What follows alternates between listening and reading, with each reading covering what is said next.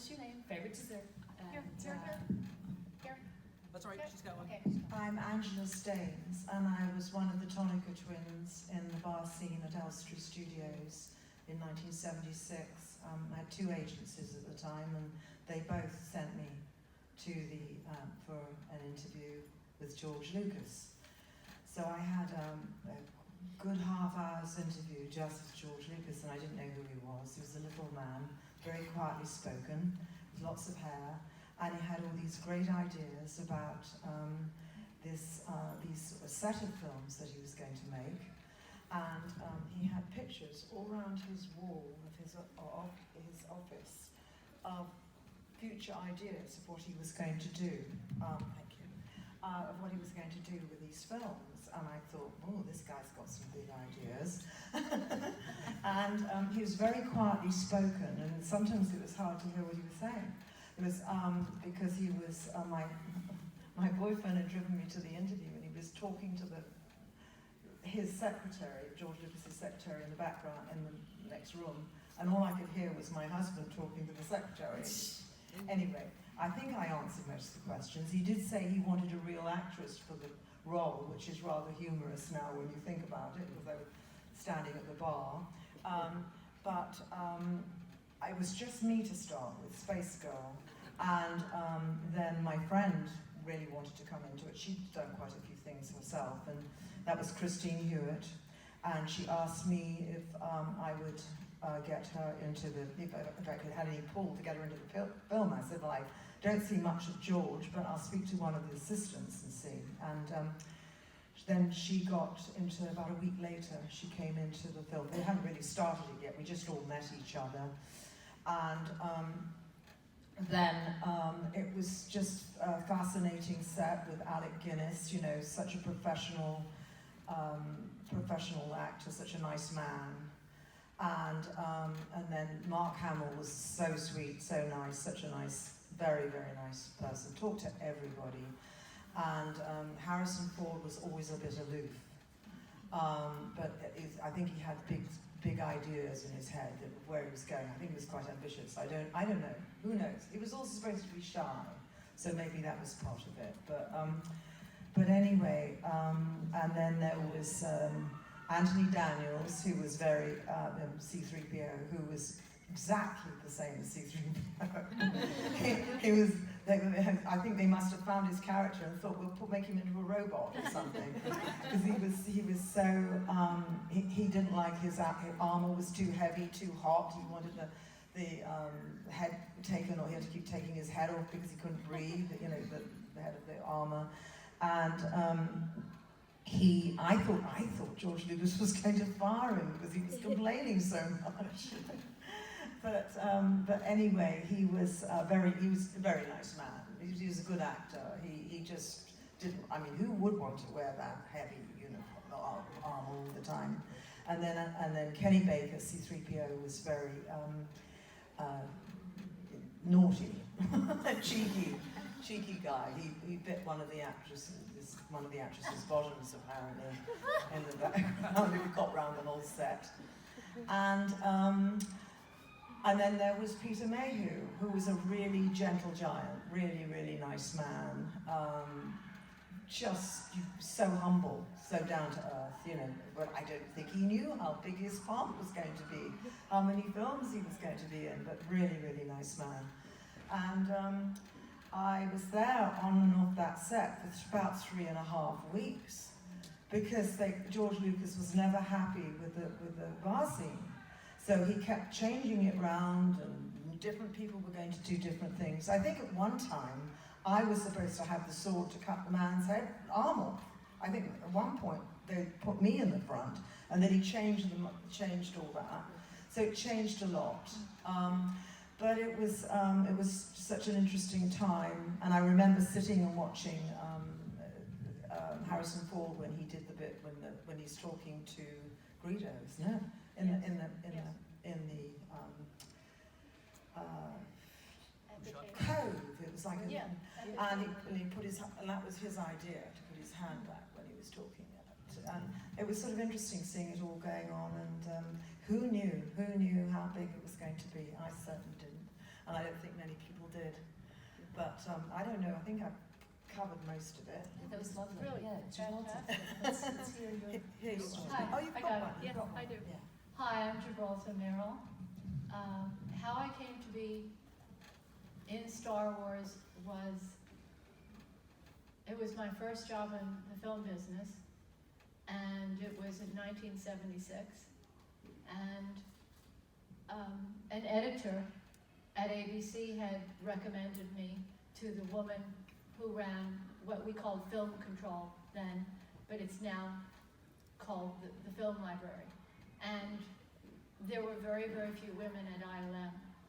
Film Control was all women, and we were upstairs. And then there was all the special effects people, which were downstairs, and then there was the office staff, Penny and Kim. So it was a very interesting work environment because it was very male, basically. And I had never had any contact with George Lucas until the actual shoot day. And what had happened was Phil Tippett, who is a brilliant, brilliant genius character designer, and I became very close friends. And he's actually married to a woman I introduced him to, my best girlfriend from Bristol, England. I introduced them in 1978, and they're still married.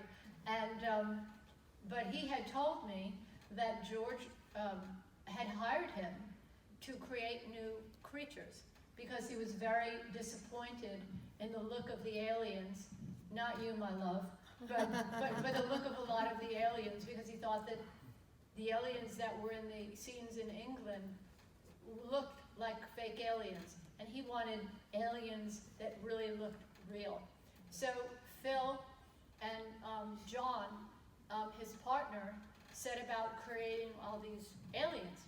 The problem was, because they really hadn't done this before, they forgot about air holes for us to breathe. And they also forgot about the fact that when you make a mold, you have to realize the size of the hand that's going into the claw. And a lot of the claws, or the hands, were really, really tiny. So what they did was they asked all the really petite, skinny women that were working at ILM, Penny, Kim, me, and another woman who was the youngest on the crew, Cindy Eisman, who I don't know what happened to her because she's never been at a reunion, but they asked all of us if we were willing to go for the day to this shoot in Hollywood. And I ended up, because I was so unbelievably skinny at the time, I weighed 85 pounds, and I was not anorexic. In addition to the wool garment that I had on, they had like a big padded, like this thick thing that they put on underneath me, and they laced it up in the back, and then they put the claws on me, and I could barely get my hands in there, and then they put the bubble head, because I play the synthesizer in the band, and then they put the wool thing over me, and they laced me up, and I couldn't really see anything other than just a little bit of light coming through, and my face muscles began to twitch, because what was going on is I'd never had a panic attack in my life, but I was basically realized that I was totally laced up into a straitjacket, and I had no ability to get out of it, and I couldn't breathe. Oh my God. And it was really scary. And so what someone did, they went to the McDonald's across the street, they got straws, they stuck one into those of Kim and Penny that were also part of the band, and Phil and John, and they stuck the straws in our mouth, and then they cut them off so they wouldn't show. And we had to shoot the scene holding the straws in between our front teeth, and we had to breathe through the straw. Oh my God. And if you dropped the straw, you were going to suffocate because it was going to fall down inside the thing. Plus, they were spraying the oil all during the shoot so it looked smoky, and that made it even harder to breathe. So Gary Kurtz was just the producer, just took me under his wing and called me babyhead the entire day, and would really took care of me, because I guess he picked up on the fact that I was scared poopless inside this thing, and it was very, very frightening, and I had no control. So what they ended up doing, because we were all having a problem breathing, and one does need to breathe. So they got an oxygen tank, and it only had 2 tubes. So only 2 of us could get oxygen. So when they would stop shooting, and by the way, George never called cut. So we had no idea that it was over. And I tried to convince him a few times. I said, I really don't want to move any more than I have to, because I really don't want to move any more than I have to, because I can't breathe and I can't hear. Could you please say cut so I could stop moving, because I can't breathe. So anyway, so when they would stop shooting, they would basically shove the tubes to 2 of us at a time. So we were basically all being rationed off. Do you still have nightmares? No, I didn't have nightmares, but it was actually a wonderful learning experience, because I learned. I learned that I could deal with claustrophobia and stuff, and because Phil had forgot to basically make it so you could see out of these things. So Gary Kurtz would say, "Come, baby head," and he would take me by the arm and lead me around and sit me down and all that stuff. So when we were shooting the actual band scene, they were playing music. It's not the music that's in the movie, but they were playing music. And I was sitting there with, I call it a synthesizer. And I had the synthesizer in between my legs, and they were playing it, and I had studied piano when I was a kid. So I was moving, because I was playing an instrument. So I was going, do, do, do, do, do. And if you think about the scene, my head is going, do, do, do, do, do. And all of a sudden, George said, stop. And so we stopped, and he said, everybody, look what she's doing. Of course, nobody could see what I was doing, because everybody was inside the baby head. But he basically said, move to the music. So what happened is they also started moving to the music, and it was wonderful because of the, I'm going to play them, the horn section behind us. Some of the women that are here today, everybody, well, Phil and John were just really funny guys, and they started fooling around when the camera wasn't running about, doing like they used to do in the, well, Blues Brothers wasn't out there, but you know what I'm talking about. And so they started doing this stuff with the horns, and George just loved that. So that's what happened, is that I was going do, do, do, do, do, and they were moving back and forth, and it was really fun during the times that we were shooting, and then there were other scenes where I was dressed up as like a goat, and I had to do like what would be called deep background. And I don't know if I'm in it or I am not in it, because they shot so much footage and all that stuff. And exactly what my sisters of ILM just said, we went back the next day and went to work. And George was a very shy person, and I passed him in the hall, and I thought, oh well, he's seen me for 8 hours, on this Hollywood stage. And I said hi, and he just like looked at me and walked right past me. But my favorite ILM story that has absolutely nothing to do with the cantina scene is upstairs in film control, which was the film library, we also had a screening room, and they would screen the ILM dailies up there for all the camera people. Do you guys know what dailies are? It's the footage that comes back from the day and you review it. Yeah. Right, but they weren't normal dailies in the sense that they were shooting special effects.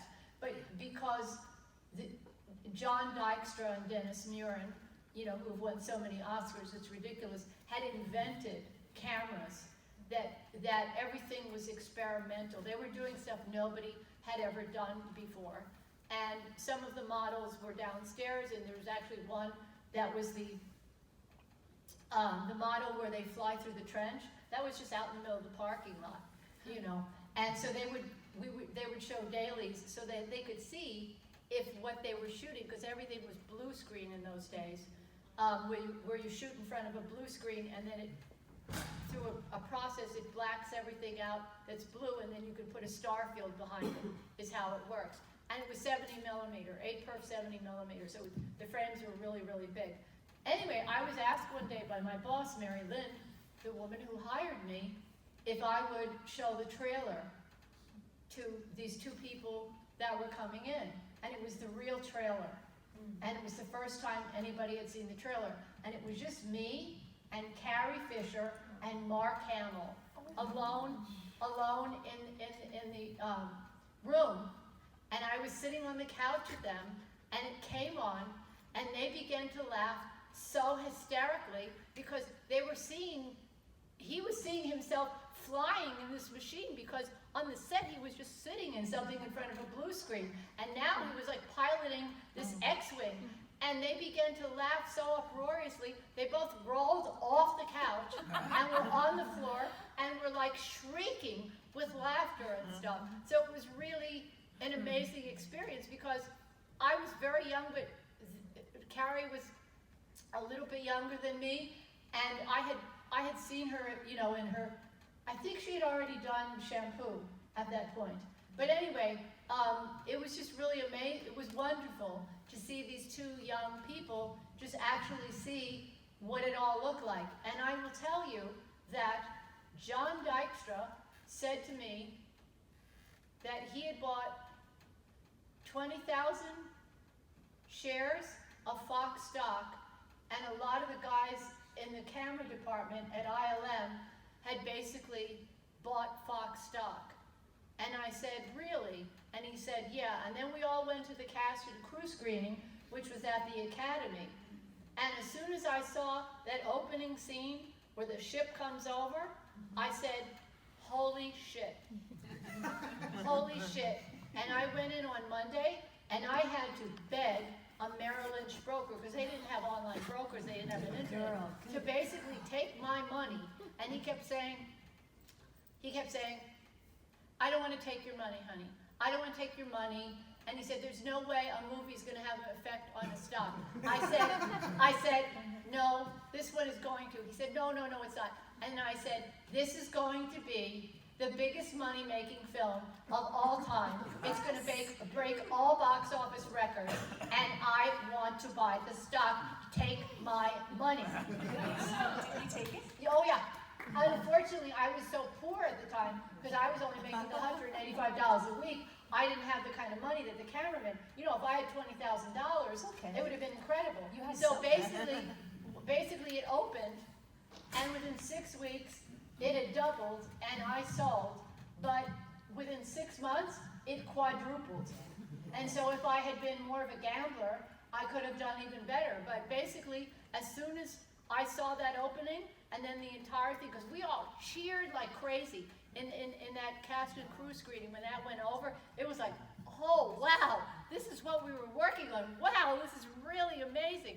And I just looked at it and I just knew, oh my God, John Dykstra is right. Buy stock. So I bought stock. It's so interesting, Gibralta. What a great story, and what a perfect example of kind of what we came in here talking about, which is the change of women in society and the change of women in not just the Star Wars universe, but in the one we all live in. You know, that doesn't happen, you know, in the same way in the Western world anymore. What changed? Like at the time, was it different in the Star Wars universe, you know, in the Star Wars production universe, than it was elsewhere in terms of the role of women? Or was it pretty much, because it was kind of the Wild West and the rules and the technical gear was being made as you went along, was it any different than it was everywhere else? Was there any more openness to women? I think it was quite the opposite, in my personal opinion, except for film control, which was run by a woman and it was all women. I thought it was a real boys' club, and I know that we were paid much less than the men were there. And I don't know, I can't speak for Penny and Kim because they were not up in film control, but I know that everybody in film control, except for Mary Lynn, who was in the Editors Guild at the time, and I got into the Editors Guild via my work on the film, as did Cindy Eisman and a few other people. But you know, we were paid $185 a week, which at that time, it was my first job, and I graduated from UC Davis, and I'd made my own films, and I came down to LA thinking I wanted to direct, and then I discovered that Lena Wertmuller was making movies in Europe, but she wasn't over there, and I actually wrote her, and she wrote me back, and said, if you want to come over here, you can apprentice under me and stuff. So I saw Werner Fields, the late Werner Fields, who was the editor of Jaws and basically supposedly made Jaws what it was, had won an Oscar in 1975 for editing, and I said, oh, women are allowed to be editors. So basically, when I worked when I started looking for work, that's how I met the editor at ABC, and he was a New Yorker like I was, and he said, I sometimes get calls, and I'll recommend you, and I just thought, oh yeah, right. Next day, he basically, I got the call, and a man was hired as an assistant editor, not me, and then 6 more weeks passed, and Mary Lynn said to me, just keep in touch with me. And about 6 weeks later, she called me up on the phone and she said, Gibralta Merrill? And I said, yeah. And she said, are you available to come and work? And I said, yeah. And she said, I want to tell you, you are the most fucking persistent person I've ever met in my life. And because I called her every week. And she said, and that's why you're getting the job. And That's so she good, hired so you me. were consistent.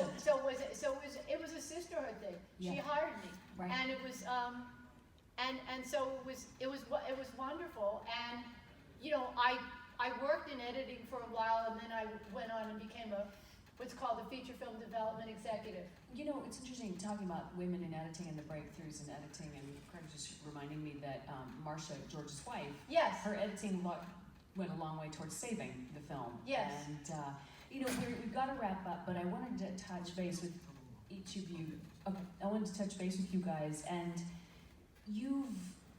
I look to women who came before me, and I want to know, I've learned from them, and I'm able to be where I am because they were there first. And I want to know what you would like to share with women, young women coming up today, women who are here today, women who are still going, wherever they want to go today, what you want to share with them that you wish you knew or that you've learned through your experience. Is there anything that you would share? Let's start here, Kim. Well, I basically started because my father was the associate producer on Star Wars, and so I'm a nepotism kid. And That's inheritance. yes. And, but it's true, most everybody was men. It was almost all men. And you just didn't see very many women at all. And, we usually had like the production assistant, office assistant, secretary type stuff. But it's, obviously through the years it's progressed.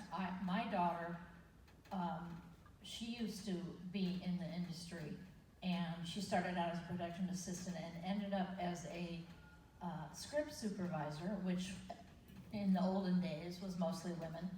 And she found that whether it was more of your personality, if you had the drive and everything, it really almost didn't matter if you were a woman or a man.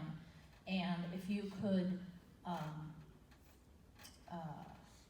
represent yourself as something special and not just part of the crowd, that helped a lot. And Is there something that you would share with her, or people younger than her, or anybody, about what you've learned going forward? Women and men, what would you say to women going forward? What would you say to the men around them? well, I grew up in the industry, so I was always never thought of myself as a woman or man. I was just a person from the beginning. But there are so many women that have come so far, and it's because of their drive and their initiative. And it seems like they have to fight a little bit harder, but then once they're there, they usually have proven to others that they should be there. they're just as capable, maybe sometimes more, depending on the situation, as a man in their position. So, you know, like I said, it's just been over the years that women have tried, fought hard, and have made it because of their tenacity, where a man might, a man might have just thought, well, you know, that should be my job because I'm a guy. So, Yeah, you don't see privilege. Privilege is that funny thing that you're blind to if you have it. yes. You just don't realize. It's like being able to walk and not really understanding what it's like if you can't. You know. Amen to that. Yes. Yeah. It's a thing that you don't appreciate until it's changed. Yeah. Penny, is there anything from your experience that you would share with women coming up today? Well, I kind of just fell into it. I was through with college, and so I had been living in Santa Cruz, and then I moved to LA, back to LA, and I met her father because a girlfriend of mine in Santa Cruz had this house in Laurel Canyon, and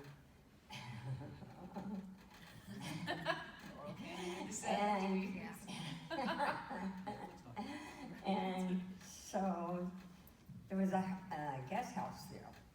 So her father, Jim Nelson, he was a sound editor, and he invited me for dinner, you know, the neighborly thing, and we talked, and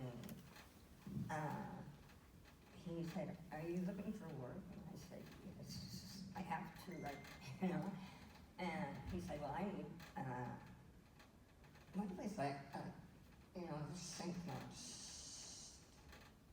I don't know. Anyhow, so I got a job with him, and it just turned out that he was going to be going on to Star Wars as the associate producer, and he just took me on. And I think it was one of the most fun jobs I've ever had, really. Thank you. Well, you just made me think of something. The thing is, too, is that back in those days, you had to find, as a woman, you had to find a man who was willing to help you, mentor you. And certain people were fine, but a lot of people weren't. And somebody like my father was all about helping the underdog, or helping, you know, at the time women were the underdog. Your father was very kind to me. Yes. So, but if you know, luckily there were a lot of people like that, and they're the ones who everybody remembers, especially the women, because he didn't see sex or color or anything. See, I think my experience was very, very different from any of you, because I grew up in a small town in England, and I just think they were much more backward as far as this is concerned. I mean, women were supposed to, I mean, really, the lower and the much lower, but not equal. And I think I was brought up to, you know, not push, not be pushy. And I think when I was one of, you know, very few women that were in Star Wars in the original film. I don't that were actually, you know, women that looked like women. When I feel now that, you know, when he said I want a real actress for the part, perhaps I should have been said, hey, where's my part? What am I doing? But I felt like, no, you shouldn't speak up. You know, I was very much it was repressed very much there. I don't think it was not like California. I would think that I would say to anybody not to be like I was, you know, to speak up, go for what you want, and don't care what people think of you. Oh, she's pushy, or she's, you know, she's just I don't know what they say about women who are pushy. It doesn't. I agree with you. That's We're such a great bitches. point, which is that if your intentions are on the up and up, and if the way you speak is polite, and if you're coming from kindness, say whatever you want. whatever you need. I mean, that's such a great point that you Yes. made as well, which is, what I hear here is I hear community. This is a little community that happened and created things. And there were people in the community who had the opportunity to reach out and lift someone up and bring them along. And I think that's what we can take away, is that's the key. If you're in a position of any kind, power of any kind, on large scale or small scale, you have the opportunity to change things. And if you leave that sit there in the dust, then you're part of the problem, not the Yeah. solution. So reach out and pull people along. But it's interesting to me listening to you, Angela, in one lifetime, and you've still got quite a long time ahead of you, that in just that amount of time, our culture has changed that much. From being Yes. chattel, from being property, from being subhuman, subclass citizens. I don't think it's changed that much. I see that it has. I watch what my Yes. mother went through, and Yeah. I look at the opportunities Oh, my that came mother, from yeah. me because of that. Yeah. You know, the decisions I get to make, the things that I need to do, the independence, the level of independence I get to have, and I don't have to fight to have my own credit card. It's thrown at me all the time. Yeah. You know, as an American consumer or a North American consumer, I think it is important to see where we need to go, but what's not there. But I think our fuel and our source and our souls are fed by looking at what we've gotten done, all of us. And we did that as a society, which is men too. They're the men who resist and the men who fight for the old, and then the men who walk alongside us and go, "This is awesome." Yes. And then the men who are there to go, "Come on, let's do this." Yes. You know, and we are humanity. You know, and there can be a divisiveness in the man-woman conversation that doesn't serve us. It keeps us right where we are. Right. But sorry, Gibralta. What was I have a different viewpoint. Statistically speaking, an incredibly tiny percentage of women in the Directors Guild who are actually directors. It's like 3%. It's ridiculous. And there are very, very few women that actually get that top job. And there are a lot of brilliantly talented women where they seem to be breaking in, because I worked as a development executive for 10 years and in feature film development. And I remember Allison Anders, and she was an aspiring director, and I just watched the final episode of The Affair, and she directed it, and I was like, yes, Allison. But this was 20 years ago. What I'm seeing, and this has to do with people like Nicole Kidman and Reese Witherspoon, who produced Big Little Lies, and what they said as powerful stars and executive and producers is, we're going to have all women crews. And recently, I cannot remember, and I wish I could remember, there was an actress who showed up, and there were no women on the crew, and she said, if you want me back tomorrow, there's going to be women on this crew, or I'm not coming back. So basically, there are women of power that I don't want to call them millennial women, because they're all a little bit old. They're Generation X women. We're boomers. They're the Generation X women, and they're the ones that are saying, wait a second, you paid whatever, Bradley Cooper or whatever, XYZ, and I got 1/10 of what he did.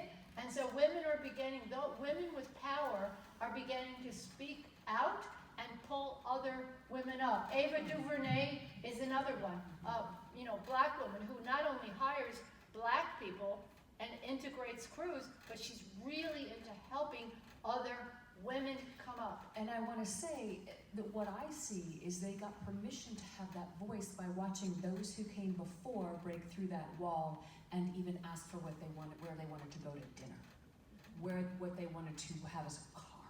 Those decisions, that was not possible. That was very ugly in the 70s. We've come, like that 3%, I agree with you, is astonishingly low. I'm curious about where it was 10 years ago. And it's almost like an exponential flip. That 3 will become 6, which will become 36. You know, it flips exponentially. I don't think it's a linear progression. I think it's an explosive progression. The more powerful women that are powerful writer-producer types from television, or actresses that open their own production companies and then insist upon hiring women directors, that's how it's going to happen, because the Directors Guild has given it lip service since we all worked As on Star institutions Wars. will. As institutions will. It doesn't happen.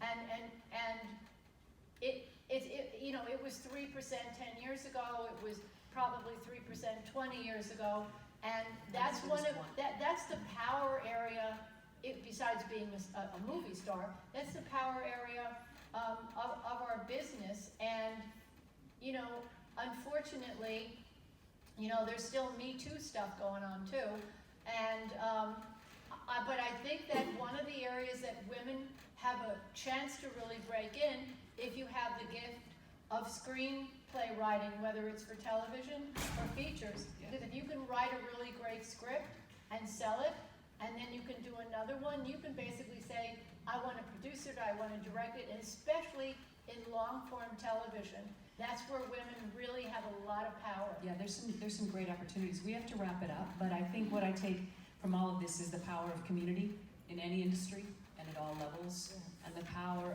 of paying it forward, and just the power of lifting each other up. So Oh, by the way, tiramisu tied with pecan pie. Nice, thank you. Thanks, you guys, thank you so much.